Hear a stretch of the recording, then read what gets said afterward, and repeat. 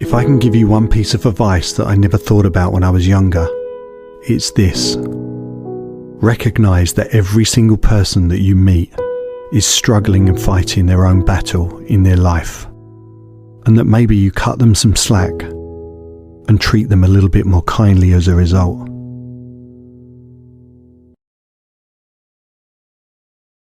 Whenever you start your day, you need to start it with God. And you need to do some things on purpose. You need to make a decision. This is the day the Lord has made. I will enjoy this day.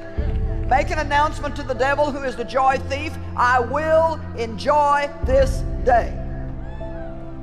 I'm putting on my righteousness. I know who I am in Christ. I'm putting on my peace. Jesus gave me peace. I'm not going to get upset today if I don't get my way about everything. If getting things right with God, first thing when you get up, whenever your morning is, I think every morning we need to dedicate ourselves to God.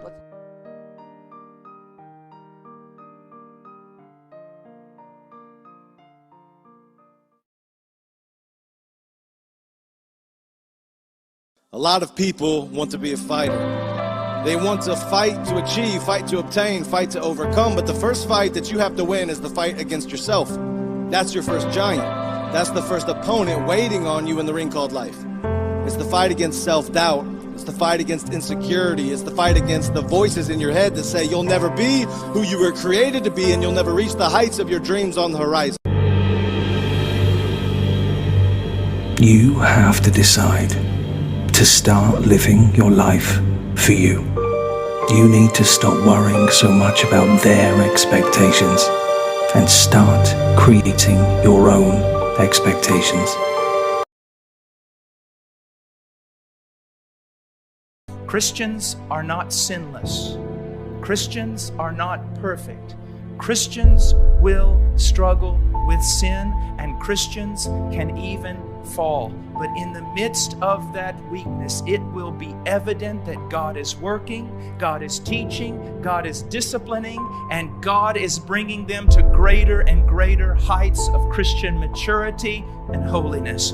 Is that you? Since you professed faith in Christ, are your desires for Christ growing? Are your desires for holiness growing?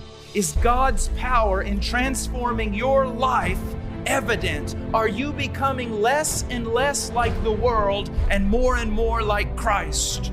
Or are you becoming more and more like the world?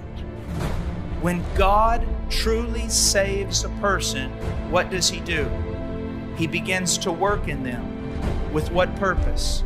To pull them out of the world, to pull them out of worldliness, to pull them out of sin, and to bring them to Himself. Now let me ask you a question. Is that obvious in your life?